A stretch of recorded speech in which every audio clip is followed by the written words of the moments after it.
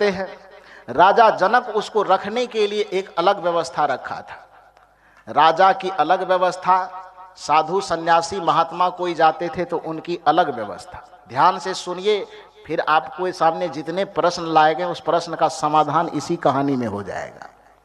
तो वो जाते हैं और विश्वामित्र को राम और लक्ष्मण के साथ में जो फुलवारी में एक कुटिया बना करके रखा गया था महात्मा लोगों के लिए, उस कुटिया में अतिथि बना करके रखा जाता है। और यह कहा जाता है कि सुबह में जब स्वयंवर होगा आप लोग राजमहल में आ जाएंगे और उस स्वयंवर में भाग लेंगे। सुबह यह होने वाली है, शाम में रात में भर विश्राम बढ़िया से किए। अब जैसे ही सूर्योदय हुआ तो दोनों तरफ एक एक घटना घटती है। क्या घटना घटती है? राजमहल में उधर सीता की माँ कहती है कि बेटी आज स्वयंवर होगा, किसी न किसी से तुम्हारी तो शादी हो ही जाएगी, चाहे जिससे भी हो। तो हम लोगों की, वो मिथिलांचल जिधर सीता जी रहती है उस इलाके का ये प्रचलन है, पता नहीं इधर होता हो कि न होता हो, कि शादी से पहले जो लड़कियों को किसी मंदिर में भेजा जाता है कि जाओ पूजा पाठ कर लो, अपनी जो मनोकामना हो वो मांग लो, भगवान से वरदान, जीवन आगे बढ़िया से चले इसके लिए। तो सीता जी को मंदिर 5 सहेलियां दे दिया साथ में। अब 5 सहेलियों के साथ मंदिर भेज दिया कि जाओ पूजा कर लेना। पूजा करके जो भी मन में इच्छा होगा, जो भी अरमान होंगे, वो वरदान भगवान से मांग लेना। 5 सहेली दिया और भेज दिया, चले गए। वह फुलवारी और मंदिर संजोग से उसी जगह था जिस जगह पर राम जी और विश्वामित्र जी ठहरे थे। उसी जगह पर फुलवारी भी था, उसी जगह मंदिर भी था। तो सीता जी गई सखियों के साथ, उस फुलवारी में फूल तोड़ ली, अब मंदिर चली गई पूजा करने। तो सीता जी चली गई मंदिर के अंदर, फूल चढ़ाई, अगरबत्ती जलाई, दिया जलाई, पान प्रसाद चढ़ा करके हाथ जोड़ के और भगवान के सामने बैठ गई। बाहर में कौन रह गई? बाहर में कौन रही? सहेली खड़ी है। एक घटना का यहाँ पटाक्षेप होता है, रोक दीजिए, अब इसको थोड़ा ब्रेक मारिए। अब दूसरा घटना तरफ देखिए। दूसरे तरफ इधर राम जी भी जगते हैं और विश्वामित्र भी जगते हैं। विश्वामित्र जी ने राम जी से कहा, देखो राम और लक्ष्मण, सवेरा हो गया है, पूजा पाठ करने का समय हो गया है, मुझे पूजा करना है, कुछ फूल वगैरह ले आओ तोड़ करके। और राम जी भी लक्ष्मण दोनों मिल करके फूल तोड़ने जाते। कहाँ पर? राम और लक्ष्मण फूल तोड़ने कहाँ जाते हैं? भिलाई में। कहाँ तोड़ने जाते हैं? उसी फुलवारी में, जिस फुलवारी के मंदिर में सीता जी पूजा कर रही है। राम और लक्ष्मण गए फुलवारी में फूल चुनने के लिए। राम जी का व्यक्तित्व, चूंकि उस कथा में मर्यादा पुरुषोत्तम परमात्मा के अवतार के स्वरूप उसका निर्धारण है, इसलिए राम जी का बड़ा अलौकिक वर्णन उस कथा में की गई है। तो उस फुलवारी में राम और लक्ष्मण टहल रहे हैं। उसके अलौकिक स्वरूप को सबसे पहले देखेगा तो देखेगी तो कौन देखेगी? कौन देखेगी? क्यों देखेगी सहेलियां? मंदिर के अंदर है कि बाहर? अब कबीर साहब का सूत्र फिट बैठ रहा है।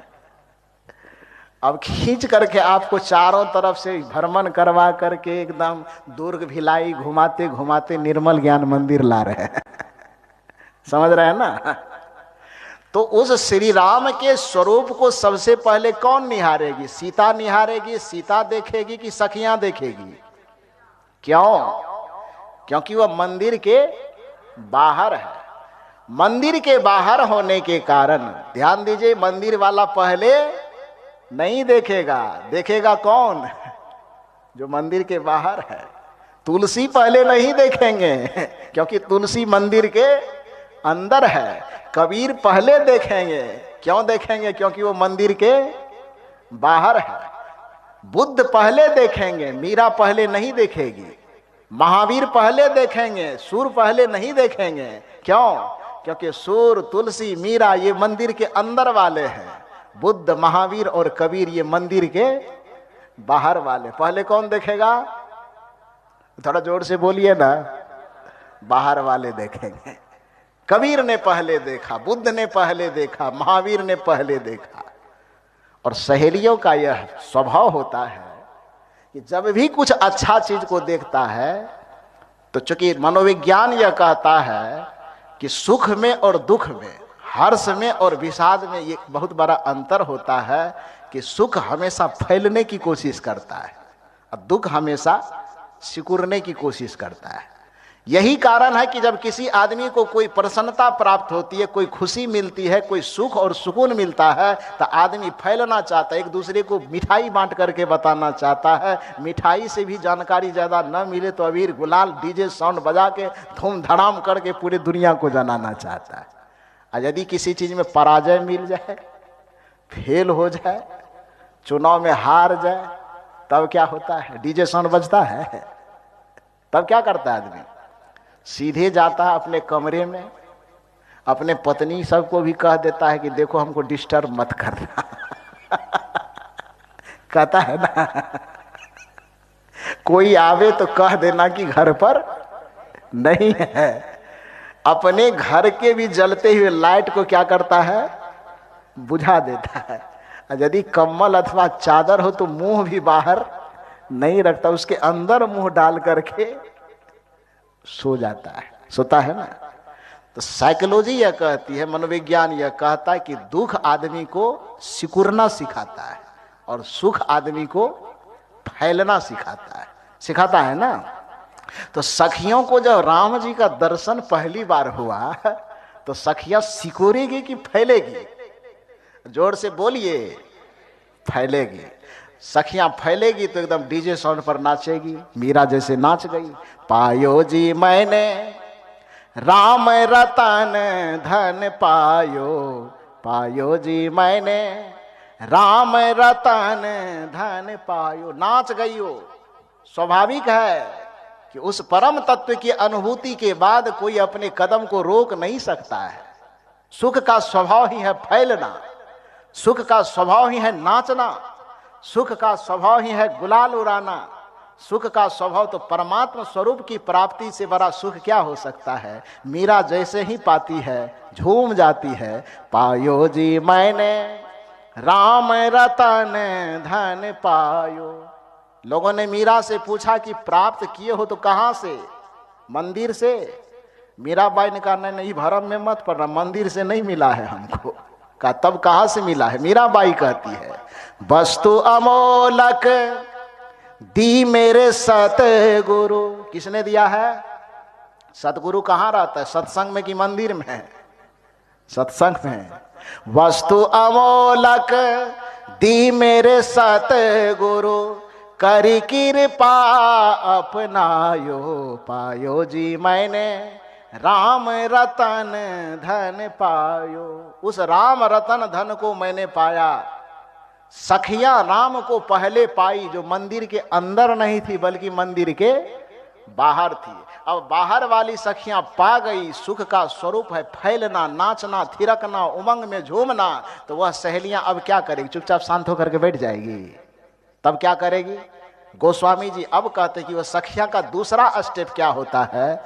जो जाने सोई देई जनाई, जानत तुम्हें होई जाई। गोस्वामी जी कहते हैं कि नियम है कि जो जान लेता है तो वो छुपा करके उसको नहीं रख सकता। ढिंढोड़ा पीट करके पंडाल लगा करके लोगों को बैठाता है कि हम जान गए तो आप भी जानिए, मैं देख चुका हूं तो आप भी देखिए, मैं सुन चुका हूं, मैं समझ चुका हूं तो आप भी समझिए। जब सखियों ने पहली बार उसको देख लिया तो अब सखियां क्या करेगी? वो बताना चाहेगी ना। जान गई तो जानना चाहेगी, खुद देख ली तो वो दिखाना चाहेगी। और दिखाना चाहेगी तो किसको पहले दिखाएगी? किसको दिखाएगी? अरे सहेली है तो किसको दिखाएगी? दुश्मन को कि सहेली को? अपने सहेली को दिखाएगी। और सहेली कहाँ है? सहेली है कहाँ? मंदिर के अंदर। अब पांचों उसमें विचार कर रहा है कि अब क्या करें, ये बड़ा मुसीबत है। जिसको देखना है वो है बाहर में, और जिसको एक ठो को देखना है वो है मंदिर के अंदर। मामला फिट नहीं बैठ रहा, अब क्या करना चाहिए। उस पांचों सहेलियों में दो विचारधारा के लोग थे, एक सगुण वाले और एक निर्गुण वाले। उसमें एक कबीर और बुद्ध की श्रेणी के थे, तो दूसरे इधर सूर और तुलसी के श्रेणी के। सहेलियां में कैटेगरी बांट दिया मैंने थोड़ा सा। उन दोनों में विचार किया जा रहा है कि भाई अब तो बड़ा मुसीबत हो गया, अब यहां क्या किया जाए। तो उसमें से पांचों सहेलियां कहती है चलो अंदर से, अच्छा जो भी करना है लेकिन अंदर चलो। पहले अंदर जाती है, तो अंदर जाने के बाद देखती है कि सीता जी आंख बंद किए, अगरबत्ती हाथ में लिए, मन मन बरबरा रही है। मैंने जो मांगती होगी कि हमारा ससुर बढ़िया दीजिएगा, पति बढ़िया दीजिएगा, जो भी वो कल्पना करती होगी सारी बात वो मूर्ति के सामने बैठ करके कर रही है। अब सहेलियां जब जा करके उसके सामने में, देखिए केवल कथा सुनने के दृष्टिकोण से कथा मत सुनिए। यह बात मैं इसलिए आपको कह रहा हूं कि कबीर साहब को आपने बहुत ज्यादा दुत्कारा है कि मंदिर छोड़वाता है, मूर्ति छोड़वाता है, ये करता है, वो करता है। इसीलिए मैं आपको मंदिर वाला प्रसंग ही ला करके आपके बीच में रख रहा हूं कि भगवान कैसे मिलेंगे, उस सत्य का अनुभव कैसे होगा, उसकी अनुभूति कैसे होगी। इसलिए मैं उसी प्रसंग को चुन रहा हूं जो प्रसंग मंदिरे वाला है, सीधे डायरेक्ट। समझ रहे ना बात को। सीता जी के सामने सहेलियां खड़ी हो गई, देखा कि आंख बंद किए बुदबुदा रही है, कुछ प्रार्थना कर रही, मन ही मन कुछ मांग रही है। सहेलियों को थोड़ा असमंजस हुआ, उसमें से दो ठो कहती है कि अरे देर क्या करे, जल्दी से इसका आंख खोलवाओ, ये मंत्र बंद करवाओ जल्दी से, अगरबत्ती के फेरा में पड़ी हुई है। दो ठो उसमें से यही कहती, शायद वो कबीर और बुद्ध से प्रभावित रही हो, निर्गुण धर रही है, वो करने दो। दो ठो कहती कैसा पागल है तू। जो बुद्ध कबीर से प्रभावित होगा उसने कहा कैसा पागल हो तू, कैसी सहेली है रे। अरे इसके आंख बंद करने के चक्कर में, दिया बाती दिखाने के चक्कर में, नकली भगवान के सामने में इसका असली वाला छूटा जा रहा है।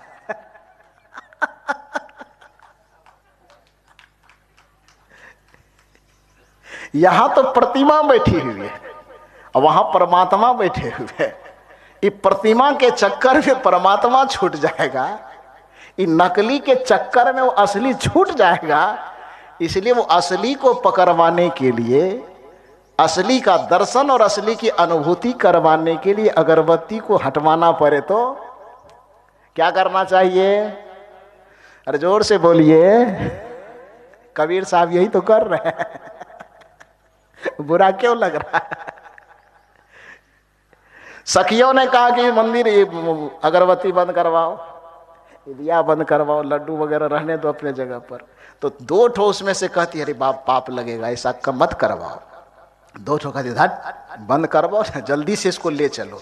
तो बात नहीं कहती, कुछ कहती बंद करवाओ, कुछ कहते नहीं बंद करवाओ। परिणाम यह हुआ दोनों करते करते करते अंत में दो सहेलियां जो निर्गुण वाली थी उसने सीता को झकझोड़ा बढ़िया से। सीता भी करी मार, उठेंगे तो मारेंगे। पूजा करने देख नहीं रही है सीता। ये सहेलियों ने कहा कि अरे पूजा करने के परिणाम में जिस तत्व की तुम तलाश कर रही हो वो तत्व यहां नहीं है, वो कहां है, बाहर में है। उसके अनुभव के लिए इस दायरे से तुम्हें बाहर निकलना होगा। ये परंपरा से, प्रथा से, रीति से, रिवाज से, कर्मकांड से तुमको बाहर निकलना होगा। बाहर निकलने के अलावा दूसरा कोई उपाय नहीं है। यह बात सोच करके सीता को बहुत झकझोरा जाता है। कुछ सहेलियों ने कहा कि झकझोरने से काम नहीं चलेगा, इसको बढ़िया से चुट्टी उट्टी थोड़ा सा काटो तब उछिल मिला के उठेगी। अब सहेलियां ही है तो इतना तो कर ही सकती है ना।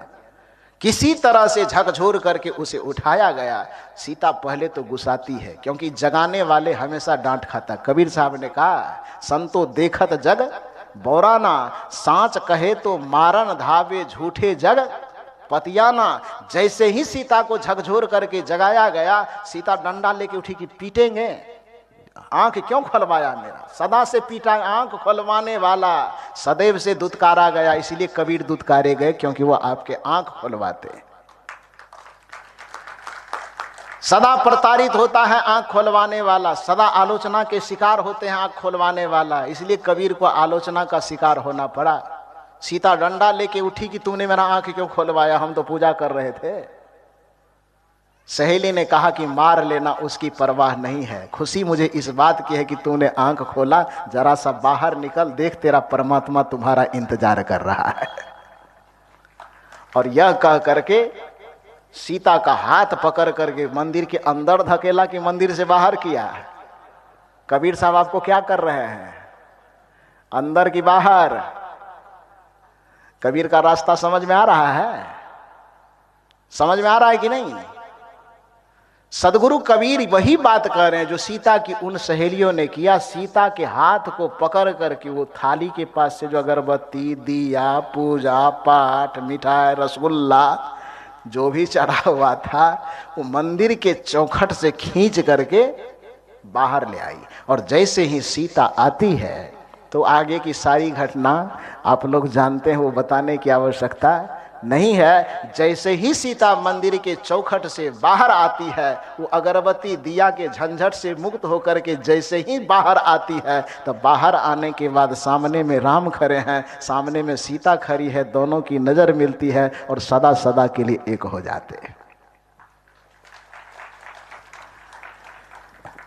ये कहानी तो कहानी के रूप में आपने जैसे सुन लिया, बड़ा रसदार लगा होगा आप लोगों को, लेकिन इस कहानी के भाव को यदि आप आत्मसात करेंगे तो फिर सदगुरु कबीर साहब आपको खट्टे नहीं लगेंगे। यदि इस कहानी के सारांश को अपने जीवन में उतरने दीजिएगा तो सदगुरु कबीर साहब के जो भक्ति का पथ है वो आपको उटपटांग नहीं लगेगा। जो सदगुरु कबीर के चिंतन, ईश्वरीय चिंतन है, ईश्वर अनुभव करने का जो मार्ग है, वह मार्ग आपको बुरा नहीं लगेगा। वहां से मुक्त, मैंने कहा कि गाड़ी चाहिए बच्चे को चलने के लिए, कब तक? जब तक वो 5 साल के अंदर है। लेकिन उसकी सीमा को जैसे पार करे तो गाड़ी के साथ चलना जरूरी है कि गाड़ी का छूटना जरूरी है? गाड़ी का छूटना जरूरी है। उसी तरह से भक्ति के प्रारंभिक दौर में अपने मन और बुद्धि को सहारा देने के लिए जिस सगुण प्रतीकों को आपने पकड़ करके रखा है, यदि थोड़ा सा मन और बुद्धि परिपक्व हो जाए तो उस सहारे को छोड़ करके निर्गुण के आकाश में मुक्त होकर के दौड़ने का प्रयास कीजिए। यही सदगुरु कबीर आपको कहना चाहते हैं। इस चीज के लिए आप आलोचना मत कीजिए कबीर साहब का कि वो तो कहते मंदिर जाओ मत, ये मत करो, वो मत करो। दूसरी बात, दुनिया का कोई भी भगवान है, मंदिर का उसने पता बताया ही नहीं। किससे किससे पूछना है तो नाम गिनाया मैंने। पहले राम जी से पूछेंगे कि शंकर जी से? उम्र में पहले बड़े शंकर जी, उन्हीं से पूछा जाए क्या? कल्पना की, अभी समय कितना वो भी बताइएगा जी। चलने दो, अच्छा थोड़ा सा और चला देता हूं, सबसे पूछवा करके फिर बंद कर दूंगा। तो भगवान शंकर जी से पूछवाता हूं, आप लोग बताइए कि मैं जैसे बिहार से आया हूं, इसमें से बहुत लोग यह जानना चाहेंगे कि मैं कहां से आया हूं। तो एक एक आदमी को मैं फोन नंबर लिखाऊं, मुंह से बताऊं, ये तो संभव नहीं है। तो उसके लिए हम लोग क्या करते हैं, एक कार्ड छपवाते हैं। उस कार्ड को क्या बोलते हैं जी? विजिटिंग कार्ड बोलते हैं। सब लोग छपवाता है। तो उस विजिटिंग कार्ड में मैं बता दूं, मैं बिहार राज्य के भागलपुर जिला कहलगांव अनुमंडल में कबीर पारख निकेतन चैरिटेबल ट्रस्ट है, मैं वहां रहता हूं।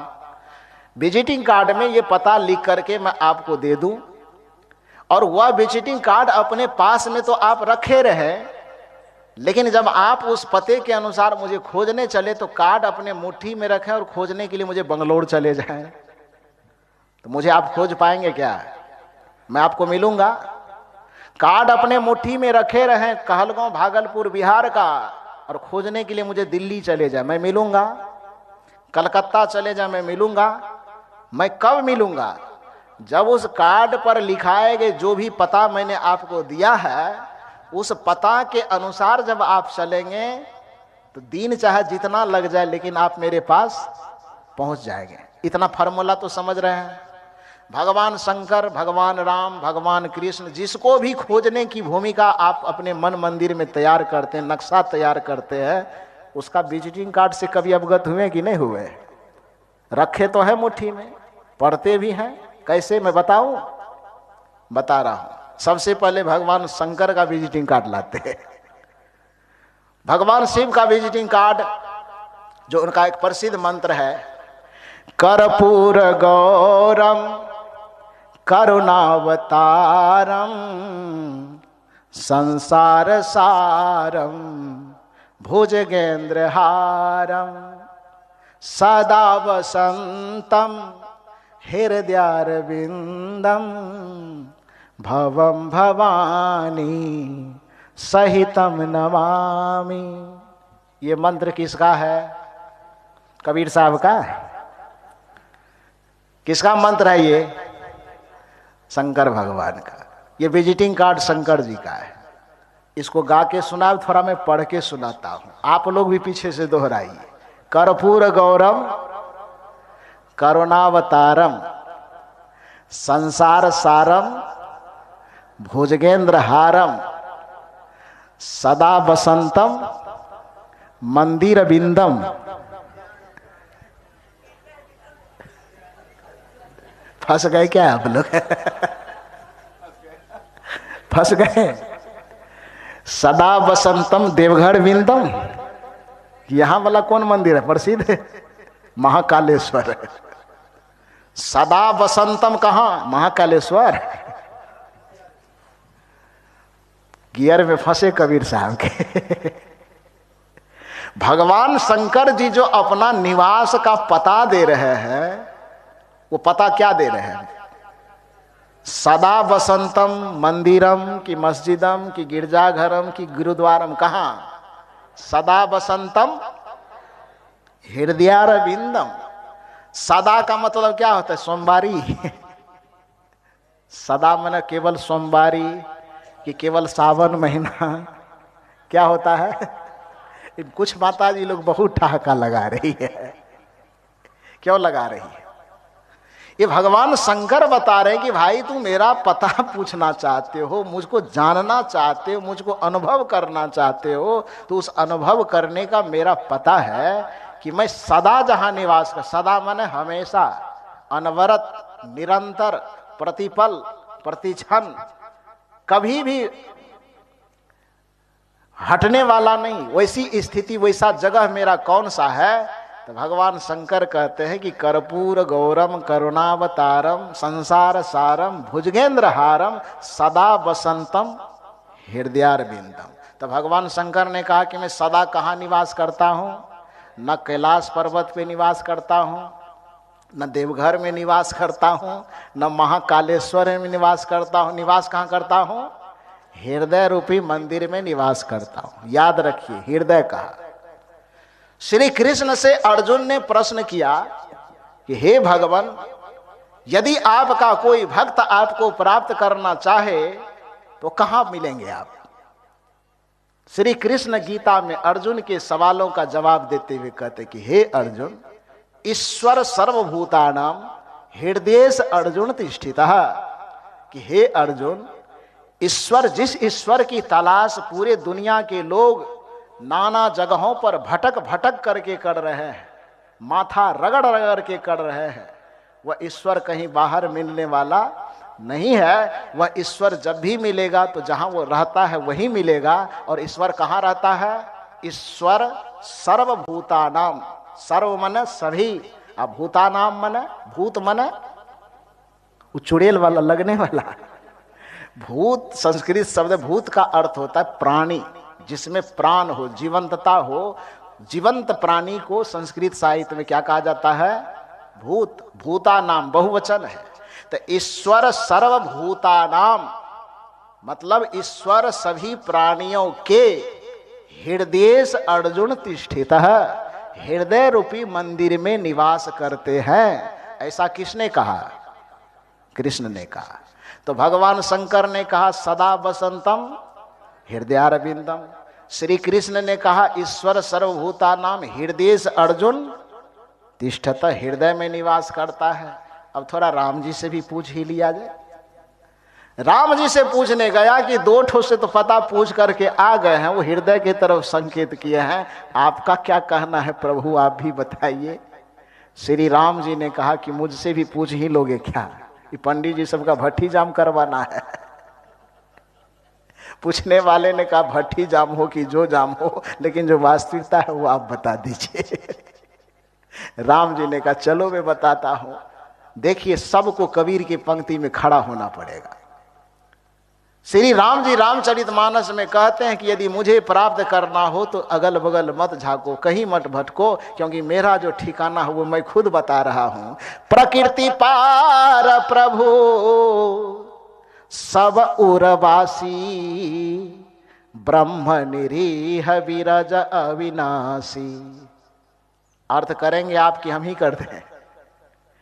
प्रकृति पार, प्रकृति माने सत रज तम तीनों गुणों से पार, पंच विषय से पार, 25 प्रकृति से पार, 5 तत्व, 25 प्रकृति और 3 गुण, यही पूरे संसार को प्रकृति कहा गया, सबको समेट करके। तो जब गोस्वामी जी राम जी के माध्यम से कहवाते हैं कि मैं प्रकृति के पार हूं, इसका मतलब रूप से पार, रस से पार, गंध से पार, शब्द से पार, तो सब रस से पारे हो गया तो निर्गुण हुआ कि नहीं? राम जी निर्गुण के समर्थक कि सगुण के? किसके समर्थक? निर्गुण के। श्री राम जी कहते हैं प्रकृति पार, प्रकृति के पार माने प्रकृति सगुण, प्रभु कहां है? सगुण के अंदर कि सगुण के पार? प्रकृति पार प्रभु सब उर्वासी, ब्रह्म निरीह विरज अविनाशी। राम जी कहते हैं कि सगुण तत्व के प्रकृति के अंदर जितने उपकरण हैं, सभी उपकरणों के पार वह प्रभु कहाँ निवास करते हैं? तो सब उर्वासी। राम जी कहते हैं कि वह उर में निवास करते हैं। कृष्ण जी कहते हैं कि हृदय में निवास करते हैं, हृदय से अर्जुन तिष्ठितः। भगवान शंकर कहते हैं कि हृदयारविंदम सदा वसंतम हृदयारविंदम, मैं सदा से हृदय में निवास करता हूं। और कबीर साहब से यदि पूछने जाए तो कबीर साहब ने क्या कहा पहले? कस्तूरी कुंडली बसे मृग ढूंढे वन माही, ऐसे घट घट राम है दुनिया जानत। कबीर साहब कहते हैं घट में है, तुलसीदास जी कहते हैं राम जी के द्वारा कहवाते हैं कि उर में है, श्री कृष्ण कहते हैं कि मैं हृदय में रहता हूँ, हृदय अर्जुन तिष्ठितः, और भगवान शंकर कहते हैं कि हृदयार बिंदम सदा वसंतम हृदयार बिंदम, मैं हृदय में निवास करता हूँ। कबीर साहब आपको सनातन के विरोधी लगते हैं कि सनातन के एकदम संस्थापक लगते हैं? क्या लगते हैं आपको? कबीर साहब ने ईश्वर तत्व का जो निरूपण किया वो सनातन धर्म के विपरीत निरूपण किया कि उसके अनुरूप निरूपण किया? क्या किया?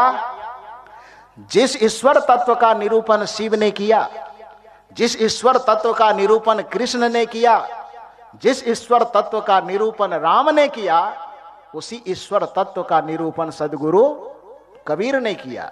दोनों की ईश्वरीय निरूपण में कोई अंतर नहीं है। लेकिन कल ही मैंने कहा था कि यदि किसी के नाम से आपके ऊपर, आपके मन मस्तिष्क में नफरत और घृणा का जहर भर दिया जाए तो उनकी कही हुई सच्ची बातें भी आपको बड़ी कड़वी लगती है, बड़ा फीका लगता है। और कबीर साहब के नाम से आपके मन में नास्तिकता का भाव, उसके मन में कट्टरपन का भाव, उसके मन में आलोचनात्मक भाव इतना ज़्यादा भर दिया गया है कि आप उनकी अच्छी और सच्ची कही गई बातों को ही सुनने के बाद आप या तो माथा खुजला करके मुंह घुमा लेते हैं या नाक सिकुड़ करके चल देते। दो कबीर साहब ऐसे मंदिर में नहीं मानता है, देवी नहीं मानता है, देवता नहीं मानता है, ईश्वर नहीं मानता है। अरे सब जगह जरूरत पर सब चीज को मानता है, और जहां उसको मानने की जरूरत नहीं तो वहां पर नहीं मानता है। जीवन में यह बात सच है कि एक टोपी की भी ज़रूरत है, और जीवन में यह बात भी सच है कि एक जूते की भी ज़रूरत है। लेकिन इतना विवेकहीन आदमी को कभी नहीं हो जाना चाहिए कि जूता को खोलकर माथे पर पहन ले और टोपी को खोल करके पैर में पहन ले। इतना विवेकहीन तो नहीं होना चाहिए ना। यह सच है कि जूते की आवश्यकता है लेकिन पैर में है, यह सच है कि टोपी की आवश्यकता है लेकिन माथे में है।